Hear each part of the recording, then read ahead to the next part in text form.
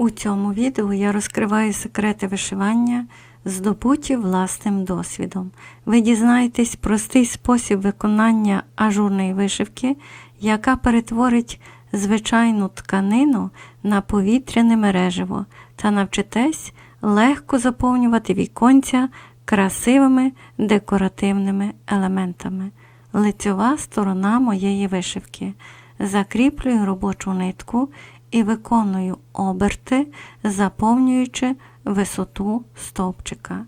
Кількість таких обертів можна виконати за бажанням. Тож ви маєте унікальну можливість створити справжній вишитий шедевр власними руками.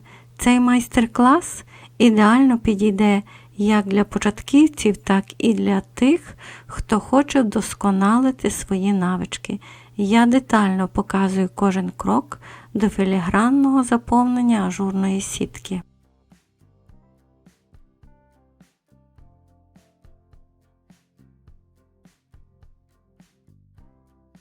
Спершу я вишила основу із блоків, враховуючи по 2 нитки тканини, і виконала 5 стіпків. Ось, бачите? І ось так виконала кутову частину виробу.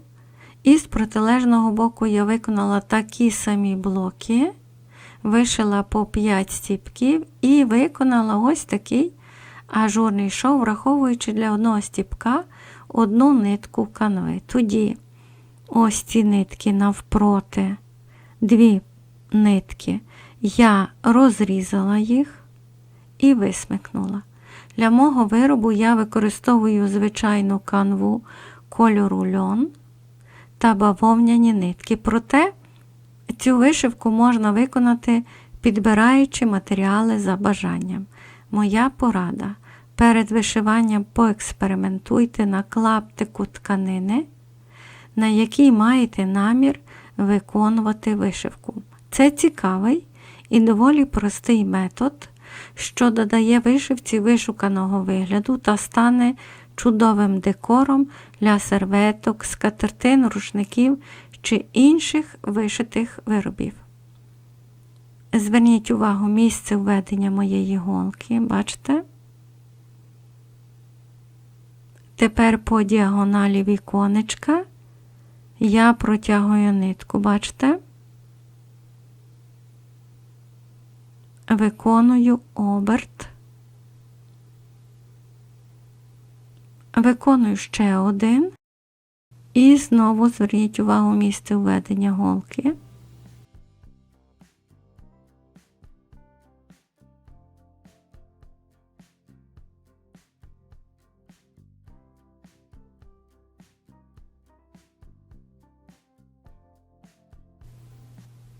Виконую оберт.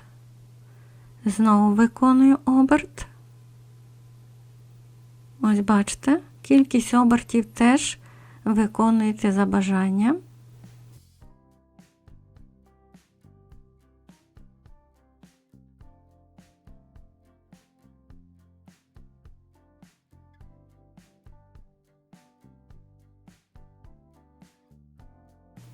Тепер дивіться, я виконую маленького павучка.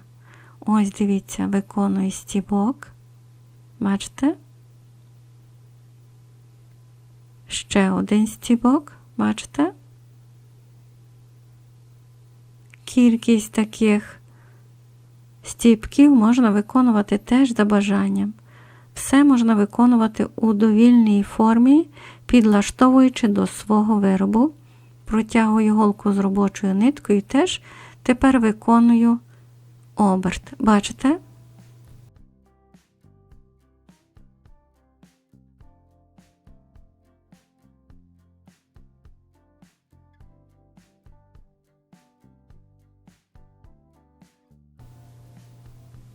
Ось, дивіться, протягую голку з робочою ниткою. Зараз я виконую перехід до наступного віконечка. Протягую під стіпками. Бачите? Ось моє віконечко. Виконую необхідну кількість обертів. Далі протягую нитку по діагоналі та виконую павучок. І так продовжую вишивку відповідно задуманого дизайну. Слідуючи моїм діям, у вас не повинно виникнути труднощів, тож можете сміло розпочинати вишивку. Дякую, що стежите за мною, і давайте продовжувати дивитись мій процес вишивання.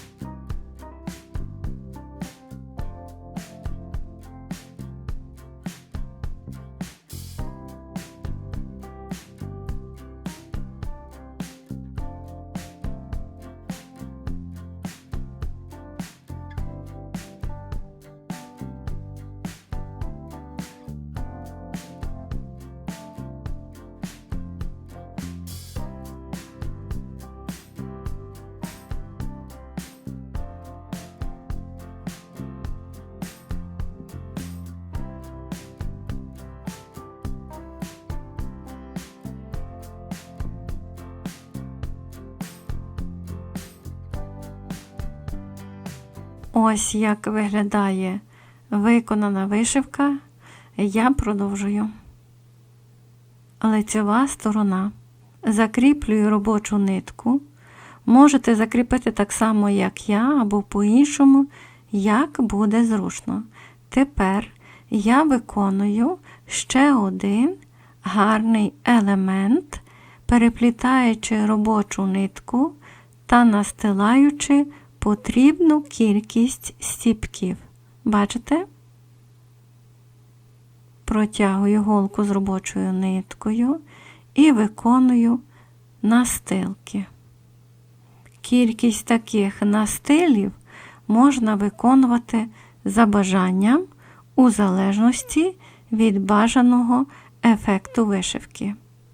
Бачите, я кожен наступний накладаю поряд. Ось я виконала потрібну кількість моїх настилів. Тепер зверніть увагу місце введення моєї голки. Переходжу і виконую таку саму кількість настилів з іншої сторони мого елемента. Бачите?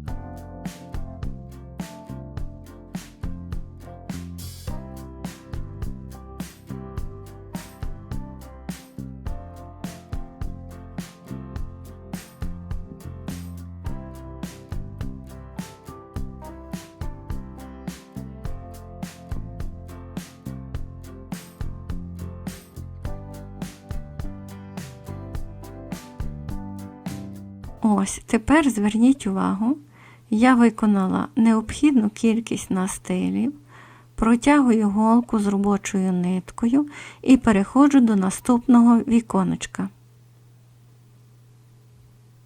Ось така кількість настилів я виконую з усіх сторін мого елемента.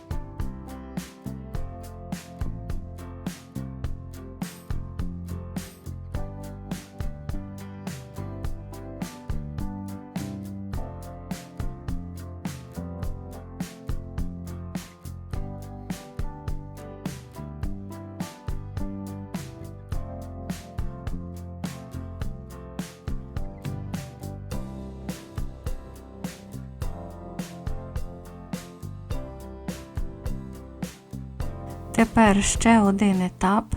Я формую саму серединку елемента. Протягую нитку, бачите, виконую оберти для мого павучка.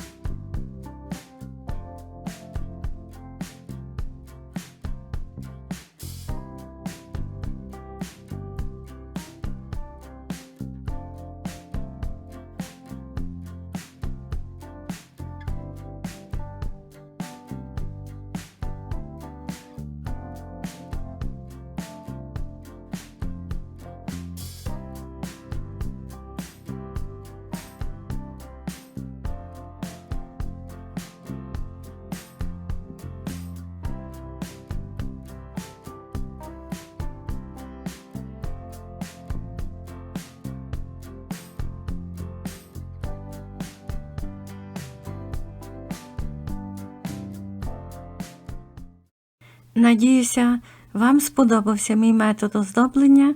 Нагадаю лише, що розміри цієї вишивки можуть бути довільними, а сам метод можна використати для оздоблення різноманітних виробів, створивши власними руками справжній вишитий шедевр. Разом з вами вишивала Оксана Благута. Приєднуйтесь до мене і творіть разом зі мною. Дякую за перегляд. Зробіть цю красу.